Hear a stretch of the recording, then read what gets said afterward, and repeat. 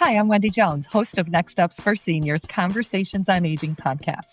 Did you know that over 25 million Americans experience bladder leaks? Incontinence can happen to anyone at any time, and when it does, incontinence products are a necessity. But it can cost hundreds of dollars per month to purchase these products, which is why we're partnering with Airflow Urology to help you. Airflow Urology provides medical-grade incontinence care essentials like adult briefs, male guards, catheters, and more for free through your insurance. With Airflow, your favorite bladder control supplies are sent right to your doorstep with discreet monthly deliveries. Customers have reported close to $200 a month in savings with Airflow Urology, and over 2 million people have trusted Airflow. You can verify your insurance benefits by going on and filling out a quick 2-minute form. Check your eligibility. Visit airflowurology.com. That's AEROFLOW urology.com. This is Next Steps for Seniors with your host, Wendy Jones. Each week, Wendy brings resources and information to help guide you through those next steps with elderly parents and loved ones. You can follow, subscribe, and share on your favorite podcast platform. If you have questions or topic suggestions for Wendy, you can call us at 248-651-5010 or email at hello@nextstepsforseniors.com.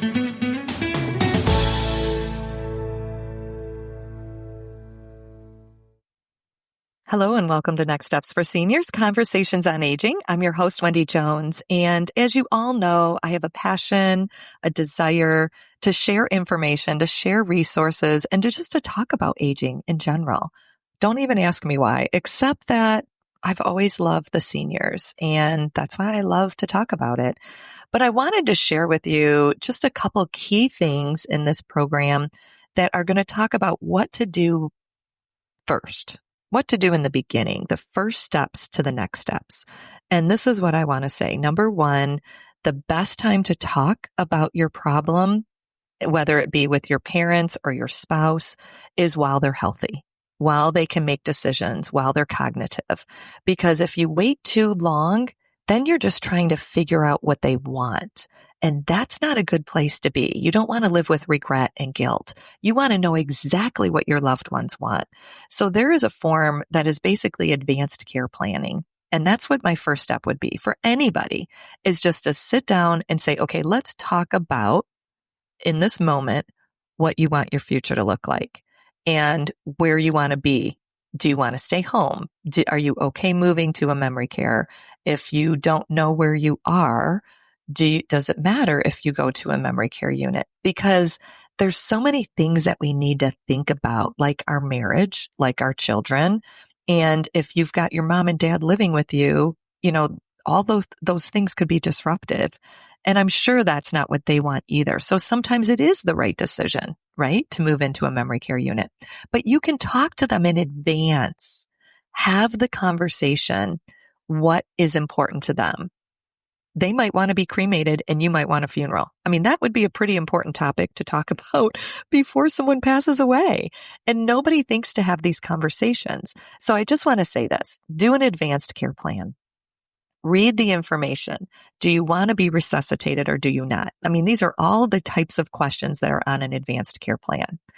And do it early. Talk to them. And this is what you say, Mom, Dad, you're good, you're healthy. I'd like to have this conversation now so we don't have to have it later.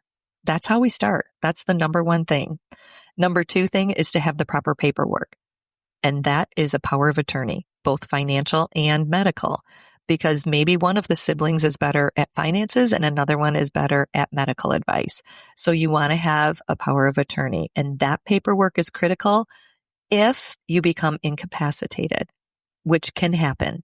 So we want to make sure that we have the proper paperwork in line ahead of time. You don't want to be scrambling. And let me tell you, I've talked to 1,000 families that are scrambling after mom or dad had a stroke on, oh my gosh, I never filled this paperwork out and I know I should have done it. So I just want to encourage you, get a power of attorney and be sure it's financial and medical and also some type of trust or will so that you are making life easier for the future generations. The last thing you want is to have a family fighting when somebody's passing away. Trust me, it's the last thing you want. And I see it way more often than I'd like to say I'd like to.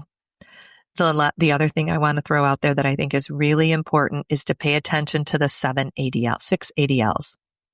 These are activities of daily living.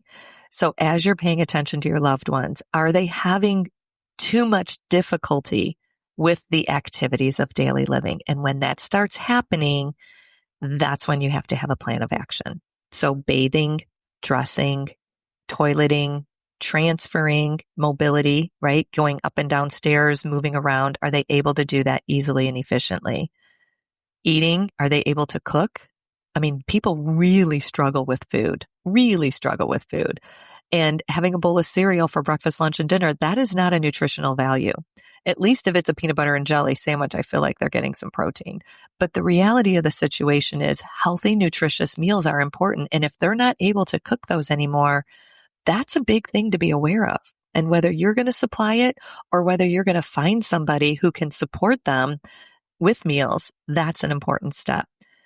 Incontinence is a step in the direction of if you're not able to hold your bowel and bladder anymore and you need to wear a brief, that's a big step. These are the things that we just need to be aware of. We need to know what those activities of daily living are.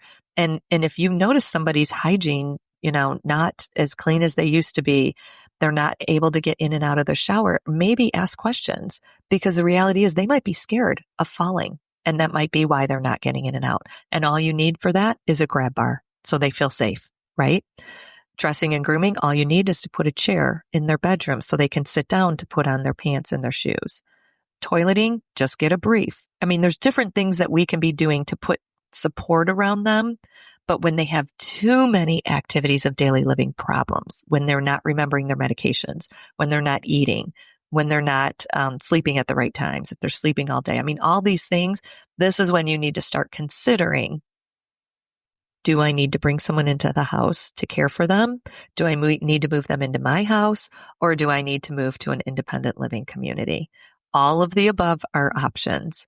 And that's what my company does, Next Steps for Seniors. We help you walk through what the proper next step could be.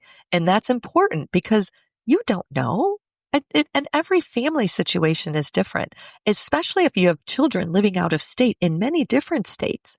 I highly recommend, my number one thing I tell families is, as you age, please move your parents closer to you. I think it's so important, or you move closer to them, whatever works, right? It is so important to be available and to be close because we need to watch the signs and symptoms. We need to be their eyes and their ears when they can't. And they might not know, and they're going to depend on us. But they raised us, so we need to be there for them. This is an opportunity to pay it forward, right? This is what we do. This is what family is all about. So I just want to share with you, Next Steps for Seniors, Conversations on Aging podcast is available every single day to you. You can tune in on any podcast platform, Spotify, Apple, and you can also call us. You can call us at the office at 248-651-5010 or email us at hello@nextstepsforseniors.com. We would love to hear from you. We would love ideas on topics that you'd want to hear about. And thank you. Thank you for embracing this time in your life and not being fearful of it. You're listening to Next Steps for Seniors, Conversations on Aging.